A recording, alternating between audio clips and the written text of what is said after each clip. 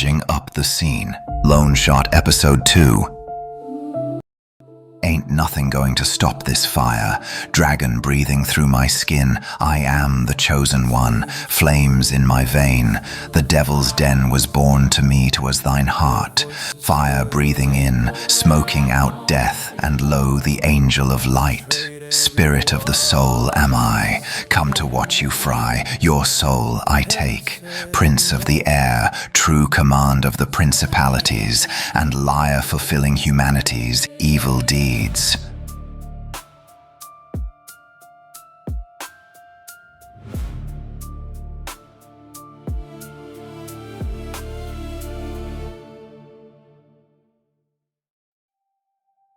This was written on the wall in the Den of Thieves where Loneshot has found himself today with Sarah Wallace. The room is an abandoned tavern in the town of Somers, Virginia, which is much like an eerie version of some of the taverns in Washington, D.C. But this one is dark, creepy, and infested with cockroaches. Rodents of many types like rats enjoy feasts openly and play wallowing in the blood, guts, urine, or feces. Upon the floor, another crime scene lay splatter from one side to another. The stench of the den finally started to get to him as the pungent herb, sage, and even vinegar-scented aroma filled his nostrils. The smell of trash, rubbish, blood, and death also filled the air with a dank stench. The taste of the dead air eroded the intestines with nausea and a feeling of erupted emotion. As one's eyes circulated the room, 5 mangled bodies surround an unused 10-inch candle in a pentagram formation. Hoisted upon the ceiling is a chandelier of 8 chained-up bodies, which are held up by the pretense of a metallic sculpture in the room, which is maintained by flying buttresses, which means that the villainous person craftily took the time to create a murderous artistic model inside this drug den while murdering these thieves, drug dealers, and addicts. Perhaps the worst part of this entire act is that there is a fireplace in this den. Oh, the fireplace. It is filled with burnt-up dollars and drug dealers from the community all the way up to the chimney. However, they are not fully cooked. They are cooked enough to be trapped alive barely. So blood is dripping down, and the money is defaced too. The screams were agonizing as we walked through the tavern trying to get to them and investigate the scene at the same time. This whole moment was just simply horrific.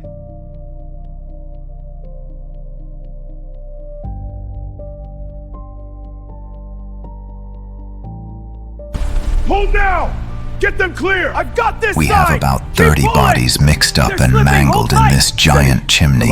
How was a question, but they said shadows put them in there. We quickly called rescue and firefighters, yet one by one they all died as we pulled them out. I felt the bodies as I tried to help pull the bodies out to save them, and to feel the burns and scars, the blood upon my hands from the cutting, and having the smoke was enough to let me know that I simply needed to catch this foe if it was the last thing I did. Others were going to suffer if I sat back and did nothing. I could not watch this happen.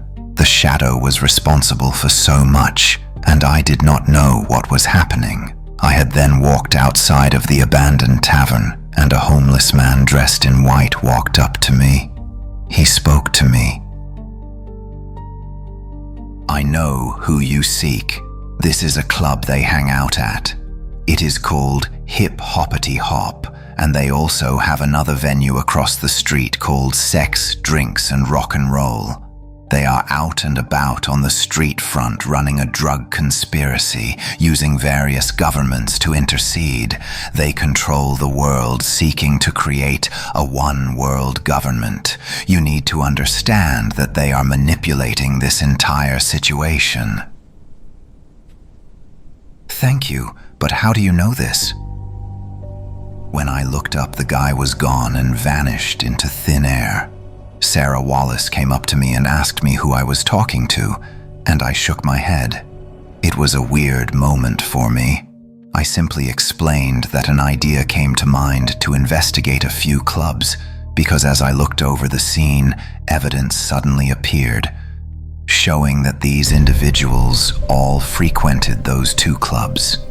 There were 2 business cards amongst the trash and the bags, with 2 unnamed white pills had the club logos on them.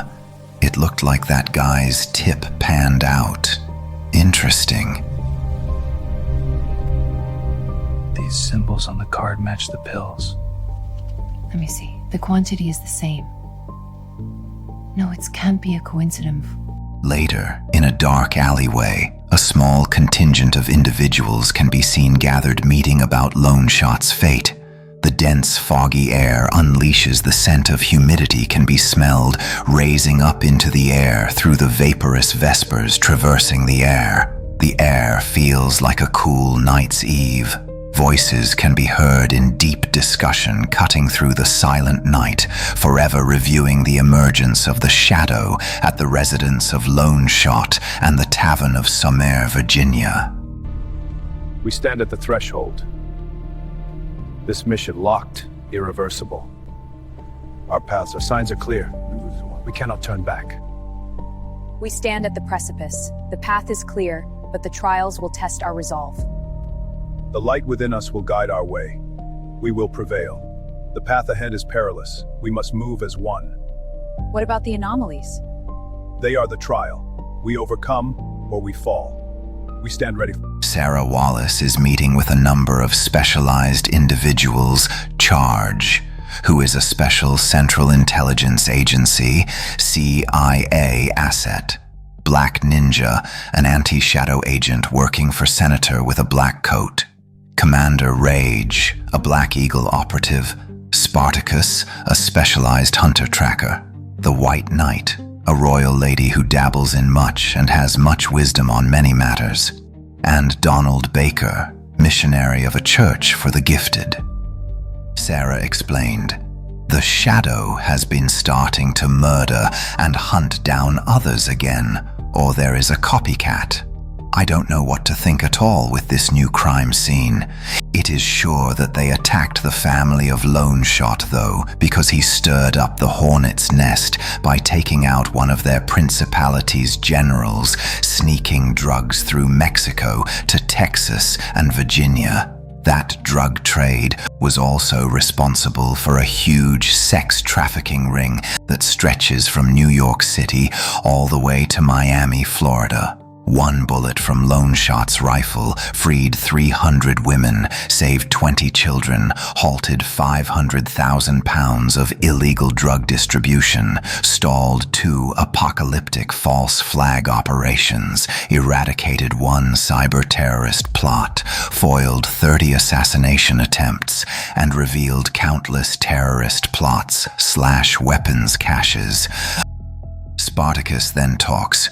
"We were tasked with taking down the shadow for sure. However, the principalities have been killing since before Sparta. Now they are killing in today's time, so what are we doing here?" Commander Rage replied, "It is unfair for Loneshot to carry this burden alone. He doesn't fit with the Black Eagle Enclave because we are too set up with the government. Loneshot can be deployed to loosely chase after the beast better than we can if we needed him to. This autonomy makes him a greater asset than our agents, and he is highly motivated given the loss of his family. They were brutal. Perhaps the church or the senator could take and employ him." White Knight then interrupts. "Donald Baker only collects spiritually gifted individuals. We cannot throw this on him. It is not fair to ask this of them. Black Ninja is too politically connected, so he is not the best one to ask because he must report information to Marcus Alpha Katana. Charge comes and goes with his own agenda, hence he may help the CIA, but his mission is so much more than that. We need to let Loneshot down the shadow." Spartacus grumbles. "This battle is not going to end for a long time, remember. Loneshot is not going to live forever, but the fight is a constant struggle until the world is reclaimed." There is no doubt that this situation is an issue that must be looked into, and Loneshot is the only hope to find real answers to figure it all out, Sarah Wallace stated calmly. She sighs. Loneshot must do this on his own, and I am sure the White Knight shall be his guide, and Spartacus can help him if he runs into any trouble. He doesn't need to know you're there unless needed. There will come a time when the rising tide of evil will come, and we will all need to continue to fight against the shadow revealed. Meanwhile, Loneshot stands outside of the club. A massive line of people wait to enter the club. Hip-hoppity hop is lit up in red neon letters. The smell of cologne, perfume, vomit, alcohol, weed, cigarette smoke, and a sundry of other smells blend together to assault the nose violently. People are walking into this secretive club in Washington, D.C., with weapons fully displayed, and these people are clearly criminals. The air outside the club even feels dirty. Unfortunately, a lot of more popular music clubs that are hidden seem to be dens of criminal activity too in other states, and it is not just one type of music. It appeals to the masses of one area and demographic purposely, and division is also used to help blind people to the fact that there is another crime happening right under their nose. The more people focus on dividing themselves and race wars, the less they are focused on the real crimes happening under their noses by the real criminals. The shadow attacks the law-abiding citizens like a single-parent father, while these individuals operate freely in plain sight.